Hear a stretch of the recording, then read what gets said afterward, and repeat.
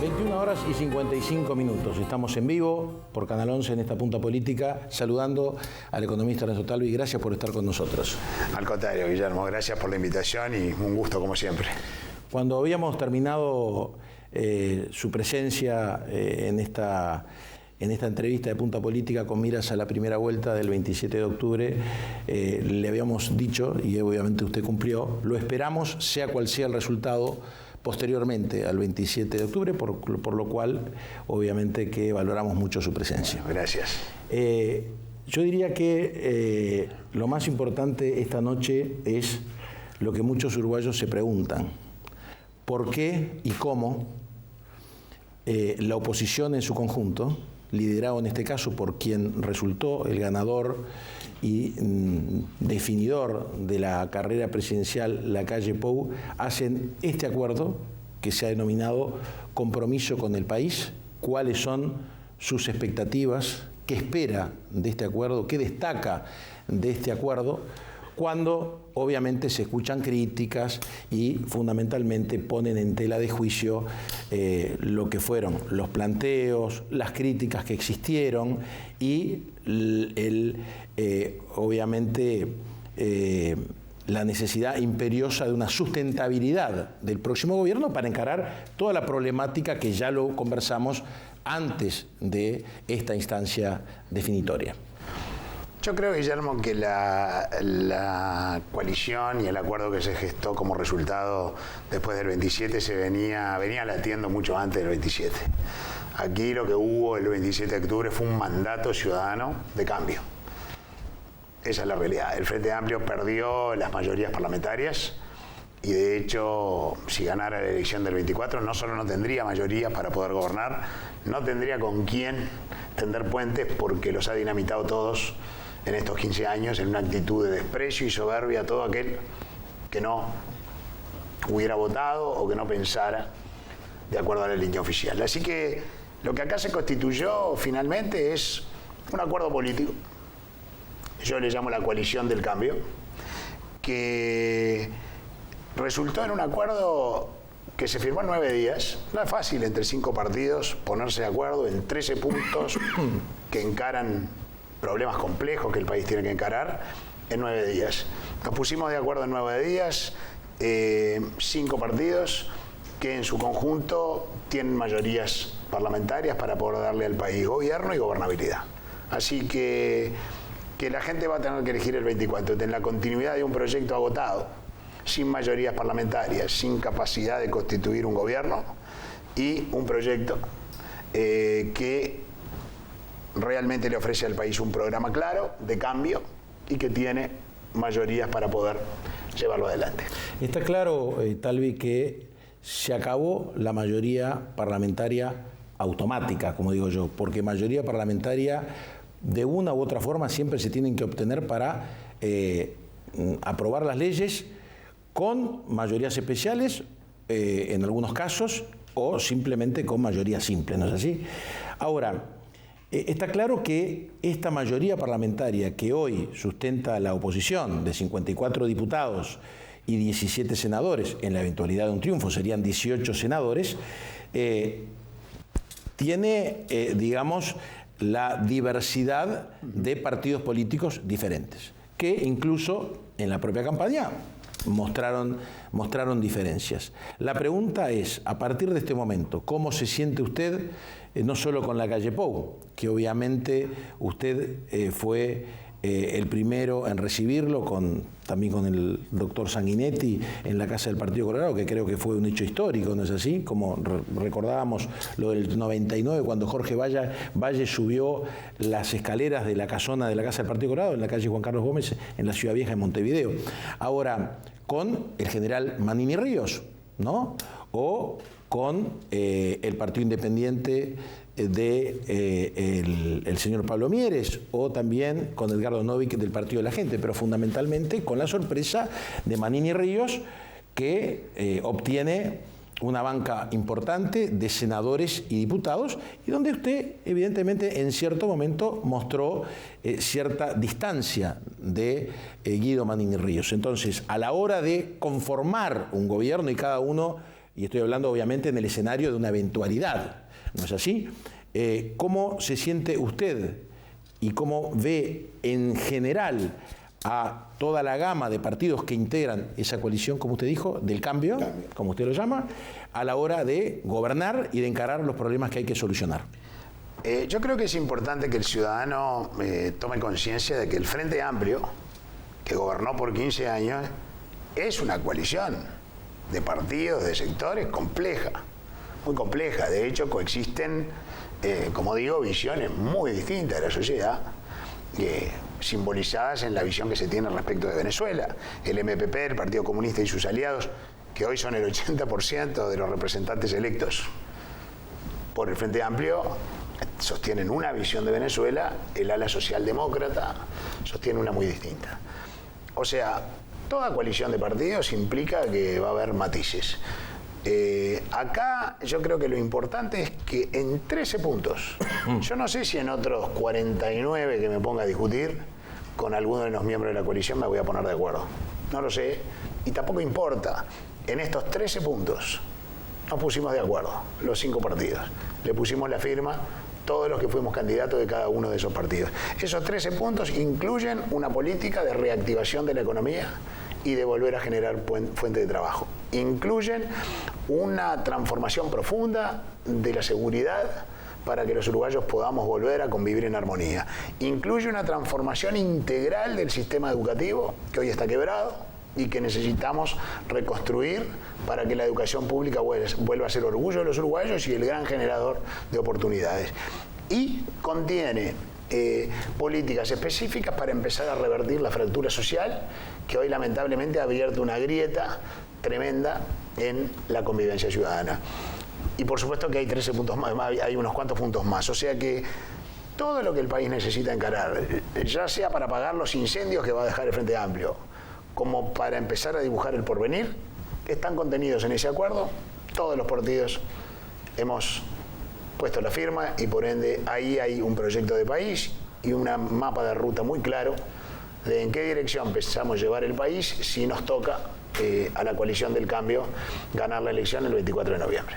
De esta forma usted se lo transmite al votante colorado, a la persona que el 27 de octubre votó por la candidatura presidencial de Ernesto Talvi. Agrego algo al votante colorado. De esta forma se lo transmito a todos los ciudadanos del país. Como lo acabo de decir, al votante colorado le agrego algo. Que si leen nuestro programa, Un Pequeño País Modelo, y el acuerdo programático que firmamos con los otros 5 partidos, nuestras propuestas más importantes las van a ver reflejadas aquí y también van a tener la tranquilidad de que si lo leen con cuidado no hay ningún principio ni valor que sea importante para un vallista que esté allí vulnerado.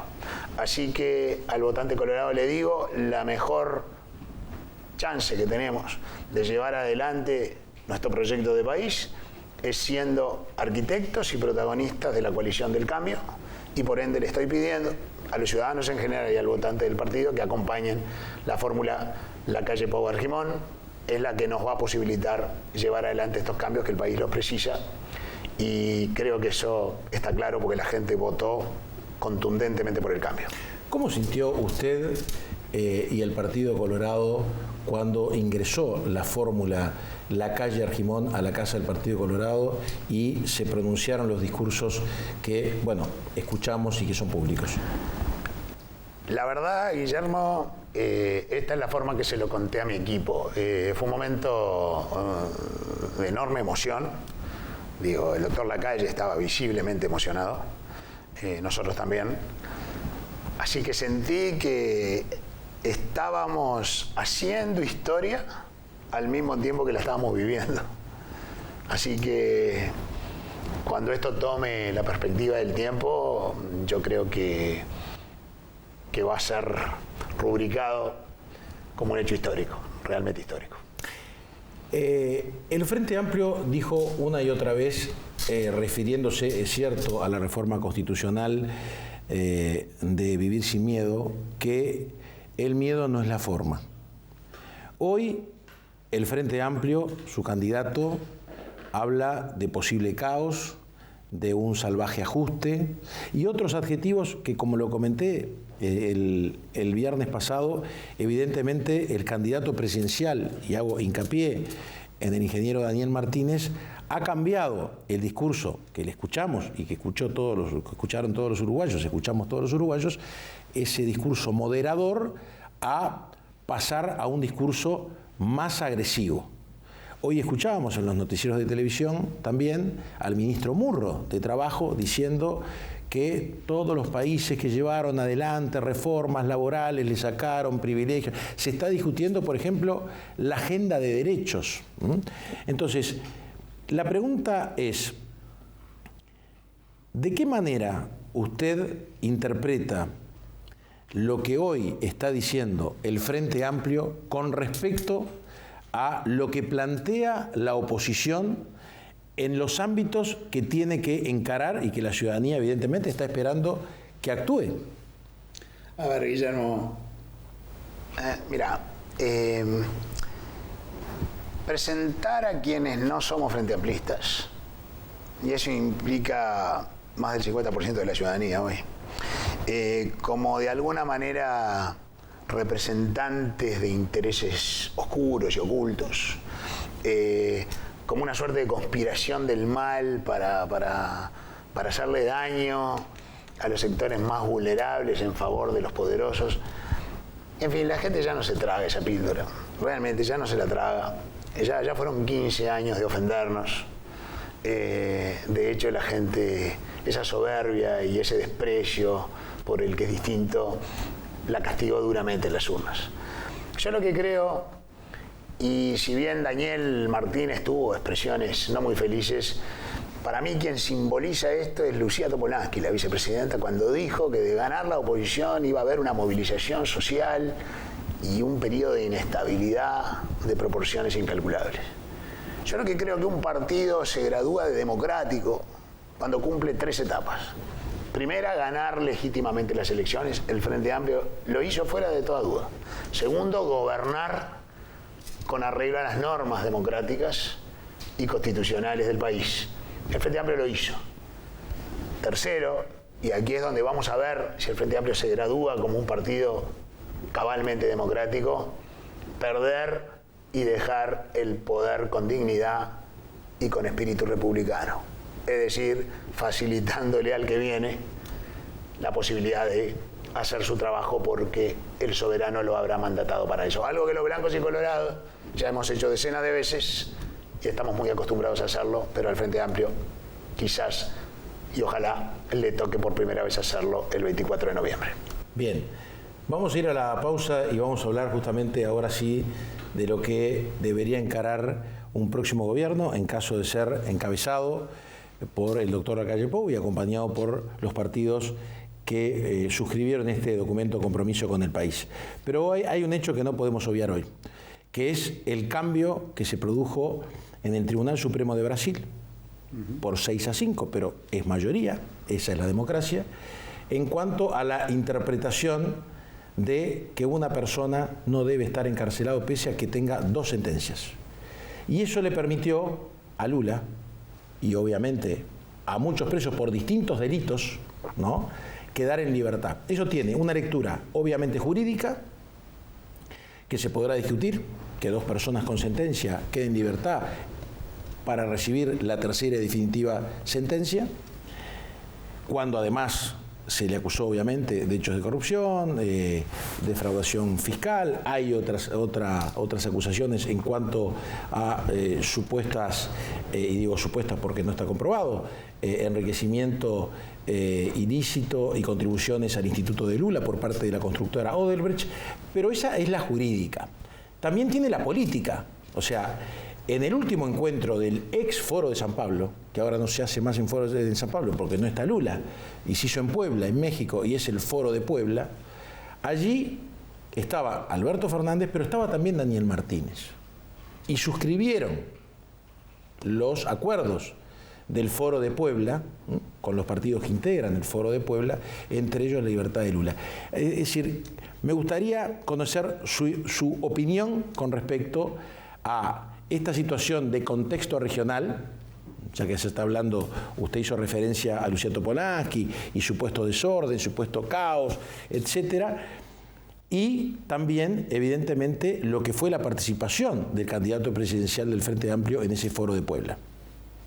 A ver, respecto de lo que ocurrió en Brasil, a mí me gusta mantener la coherencia.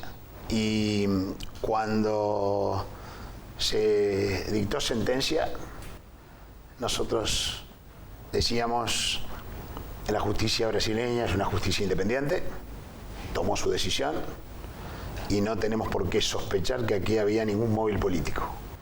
Así que la dimensión política en un país donde la justicia es independiente y toma sus decisiones, lo único que tenemos que hacer es acatarla. Estemos de acuerdo o en desacuerdo. Acá el Tribunal Supremo tomó una decisión por 6-5 o lo que fuera, para eso están armados los tribunales supremos con números impares para que no haya empate, y lo que hay que acatar es la decisión de la justicia. Así de simple, no hay más que discutir, se acata. Y a otra cosa, es parte de un sistema republicano tener separación de poderes para que justamente existan los pesos y los contrapesos, los controles necesarios de uno y del otro para que nadie tenga el poder de imponerse por sobre los demás. Así que se acata la decisión de la justicia. Bien. Y en cuanto a lo político y posibles presiones, obviamente, de lo que se suscribió en su momento en el foro de Puebla. Es una declaración, no creo que eso haya influido. El presidente Maduro, con respecto al tema de los desbordes, más que desbordes, que se produjeron en Chile, hizo referencia a lo que se había hablado y resuelto en Puebla. Lo de Chile es un fenómeno muy complejo y muy triste, por cierto. Chile es un país que ha tenido progresos formidables, donde sus clases medias han tenido un crecimiento realmente extraordinario para los estándares latinoamericanos.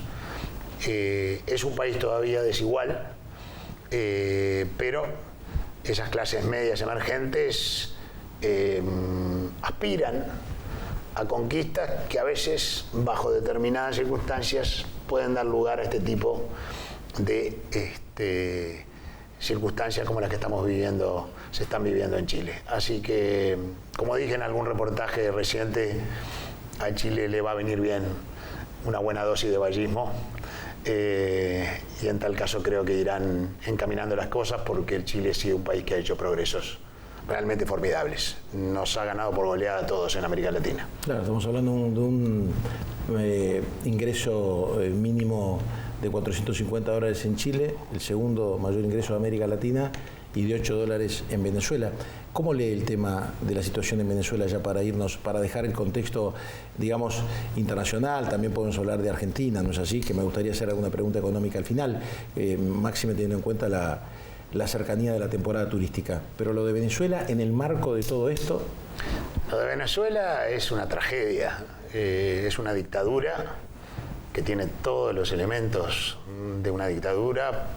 Persigue, mata, hace desaparecer, tortura, y aparte ha creado una crisis humanitaria que obligó a la emigración de 5 millones de personas en los últimos 4 años por hambre, miseria, falta de medicamentos o simplemente por la persecución política. Y bueno, nosotros aspiramos a que la presión internacional sea finalmente aísle al régimen de Maduro a un punto en el cual no pueda seguir sosteniéndose en el poder y que tengamos finalmente una apertura democrática en Venezuela, pero ha habido muchos amagues y es un régimen que aún a pesar de haber empobrecido a su pueblo sigue resistiendo en base al poder de las armas. Con respecto a Argentina, haber vuelto al peronismo kirchnerista con Alberto Fernández. Guillermo, acá tenemos que pensar que el peronismo kirchnerista vuelve a una Argentina muy distinta que la que dejó. Brasil hoy está embarcado no por el gobierno actual de Jair Bolsonaro, esto empezó mucho antes. El sector privado brasileño hace unos 8 años decidió que el aislamiento comercial brasileño los perjudicaba y la Cancillería brasileña, porque Brasil es un país muy institucional, ya arrancó en el segundo gobierno de Dilma a promover una política de apertura al mundo que era impensable en Brasil hace unos años. Así que hoy Argentina va a tener que bailar un poco al son de cómo vienen los vientos en Brasil, y ya digo, no por este gobierno, sino porque es una decisión estratégica e institucional que Brasil tomó de empezar a abrirse al mundo. Por eso es que se firmó el tratado con la Unión Europea, por eso es que se está hablando con Corea, con Canadá, y coqueteando con la posibilidad de que se empiece a hablar de un acuerdo de libre comercio con Estados Unidos. Así que creo que Alberto Fernández ha leído bastante bien esta nueva realidad, y de hecho, para el tema de la deuda, que hoy de vuelta Argentina está en problemas, habla de una solución a la uruguaya del año 2003. Así que yo creo que las dosis de razonabilidad que vamos a ver en esta nueva versión 2.0 del kirchnerismo van a ser mucho mayores que las que vimos en la versión anterior, y eso es buena noticia para nosotros. Eso no quiere decir que lamentablemente para esta temporada, Guillermo, la Argentina está con problemas, con un tipo de cambio por las nubes, con precios en dólares ridículamente bajos. Nos va a complicar la temporada por segundo año consecutivo. Por eso creo que en pleno, y faltando tampoco para el balotaje, hablar un poco del contexto internacional, ya que no somos ajenos a ello, me parecía trascendente. Y agrego a lo que dice usted, Talvi, es el tema que nos preguntaba, ¿no? ¿Y cómo es el tema de los retiros de tarjeta de crédito? ¿Cómo nos va a limitar? ¿No? Y lo que está claro es que cualquier argentino que esté en el Uruguay puede pagar con una tarjeta de crédito a la hora de consumir. El problema es cuando saca del cajero, ¿no? Y tanto con tarjeta de débito como con tarjeta de crédito, si es argentinos, en pesos argentinos, si retiran pesos argentinos, es hasta $50 por día, ¿no? Por día. El ration. Obviamente, con tarjeta de débito, si esa persona tiene dólares en su cuenta, puede sacar los dólares que quiere. Pero esto nos va a afectar. Eso nos va a afectar, pero mucho más nos va a afectar el hecho de que cuando uno está racionando los dólares, diciendo, mirá, vos te tocan $50 y... Pero esto es un corralito no para evitar que el argentino compre dólares. Y sí, porque se quedaron sin crédito y cuando uno no tiene más crédito, ¿qué le quedan? Los ahorros. Entonces tiene unos poquitos ahorros en dólares que lo están usando para las necesidades básicas, para ponerlo en términos que la ciudadanía pueda entender. Pero ¿qué ocurre cuando uno raciona los dólares? Que aparece el dólar negro, el dólar paralelo, el dólar blue, o como sea que se le llame hoy, porque cambia todos los días de nombre, que anda... Y ese es el dólar relevante para el turista que va a venir acá, y es un dólar que nos pone a nosotros carísimos. Entonces el que venga, porque tiene propiedad y por ende ya tiene predisposición a venir, o porque tiene un nivel de ingreso que se lo permite, nos va a pasar algo parecido a lo que nos pasó el año pasado, quizás en mayor escala, que hay muchos que no van a venir, la clase media, y los que vienen no gastan. No gastan. Y si el argentino viene y no gasta, bueno, la temporada no puede ser buena, y bueno, y eso es para aquellos que en fin, que erróneamente piensan de que si a Argentina le va mal, de alguna manera nosotros nos vamos a beneficiar porque van a venir a comprar esto, van a venir a invertir en lo otro. Para nosotros, que a Argentina le vaya mal, Guillermo, es siempre, en todo momento, mala noticia. Sí, habrá que también tener la ecuación internacional a la hora de gobernar. Y hablando de gobernar, cuando son las 22:19, vamos a hacer una pausa y queremos que el economista Talvi, que nos acompaña esta noche, nos diga cuál es, a su entender, en el acuerdo que se ha realizado, y por supuesto en el caso de un triunfo será el presidente, el doctor Lacalle Pou, pero el camino a andar en cuanto a los problemas que el propio Ernesto Talvi ha dicho que deja el Frente Amplio en caso, reitero, en la eventualidad de un triunfo del doctor Lacalle Pou, que lo vamos a hablar, la proyección dentro de un ratito nada más con Ignacio Sosnávar, de equipos consultores, ya que, como dijimos también el viernes pasado, es una elección abierta, pero con un favorito que es el doctor Lacalle Pou. Ya venimos.